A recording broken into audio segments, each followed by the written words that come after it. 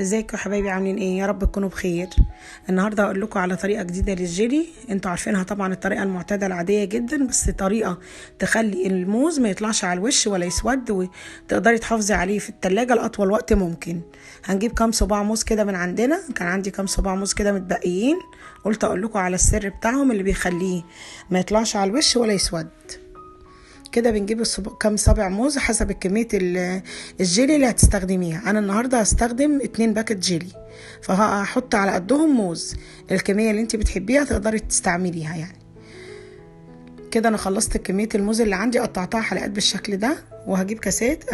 الاول هنعمل الجيلي. هنجيب 2 باكو جيلي فراولة. انت تقدري تستخدمي بقى اناناس، اي طعم انتوا بتحبوه.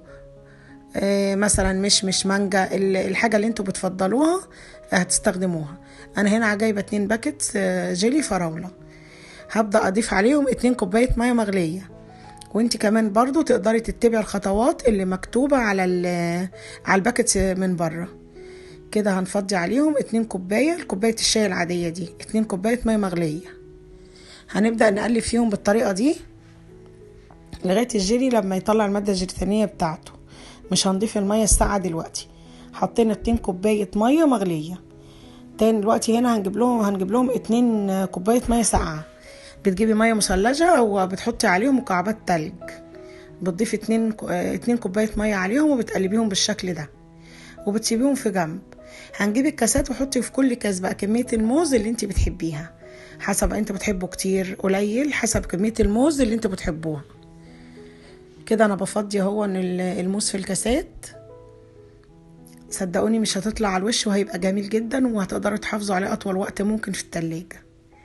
كده هنجيب طبقة الجيلي السايل وهنفضي هنحط على الموز لغاية لما نغطيه. بس انتي بتحطي كمية جيلي قليلة جدا اللي بيها تغطي بيها الموز، بس مش اكتر من كده. احنا هنغطيه بس يا جماعة، مش هنحط الكمية كلها دلوقتي. هناخده كده وناخده على الفريزر على طول. هناخد الجيلي الكاسات دي ونحطها في الفريزر لمدة مثلا ما تقلش عن نص ساعة. طبعا هو طلع عندي بالشكل ده، شايفة ما طفاش على الوش ولا اي حاجة، وهو موجود لسه في مكانه ثابت. هنجيب بقية كمية الجيلي وبنفضيه عليها بالشكل ده. تمام كده يا حبايبي. بصوا تجيبي بقى تملي الكاسات زي ما انت عايزة برضو، الكمية اللي انت شايفاها مناسبة. كده هندخله التلاجة بقى. كده خلاص احنا كده صبينا باقي كمية الجيلي اللي عندي ودخلناه التلاجة، وبعد ساعتين طلع بالشكل ده. شايفين ما شاء الله، لا الموز طلع على الوش ولا اي حاجة، ولا اسود ولا هيغير لونه.